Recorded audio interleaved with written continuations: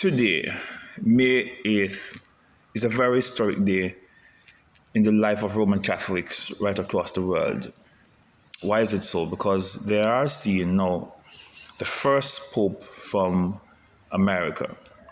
Pope Francis, who passed away recently, was from Central America. But now we're seeing where this new Pope is from America. We have never seen it before in history. And so Pope Leo the 14th made history today, being voted as the next Pope. But there's a whole generation growing up having no idea who the Pope is.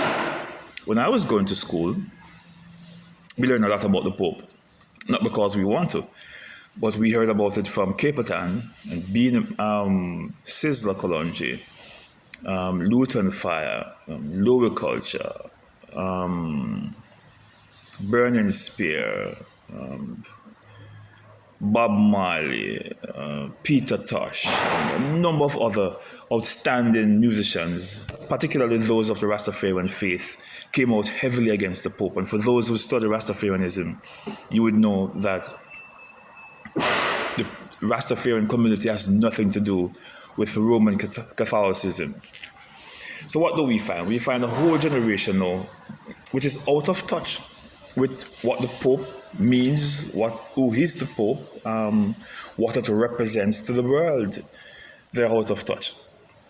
We wonder then, the same way in which people are now saying that the British monarch is obsolete, that considering that most of the former colonies are now independent states, even for Jamaica itself, who is looking at becoming a republic now, and most of the countries across the Caribbean were once British colonies.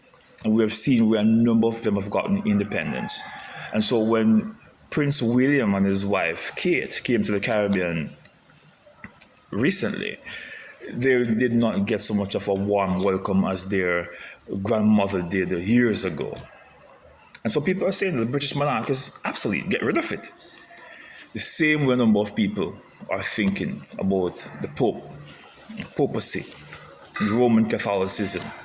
They are saying that, look, since we have the Protestants rising up 500 years ago, and a number of churches have broken away, and we have so many new denominations and all of that, then is it still relevant to have a Pope?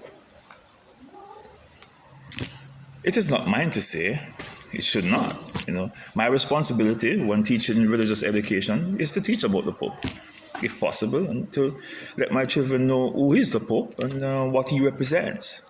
But a number of people perhaps are thinking that we could do away with it, that it doesn't really matter. But it is here to stay, though. It is here to stay, and I think the British monarch is also here to stay, because when we look at even the Caribbean, we still see where some Caribbean countries like Cayman Islands and Anguilla and all those states are still under British leadership. And so, the same as how we have to live with the British monarch, I think it's the same way. We have to embrace and live with the idea of the papacy. And so today is a very historic day in the life of the Roman Catholic Church as they celebrate the election of their first American Pope. What some people were saying, though, is that they were looking forward to see if the new Pope was going to come from Africa. A number of persons, even including myself, would not be surprised if it was so. But it is not.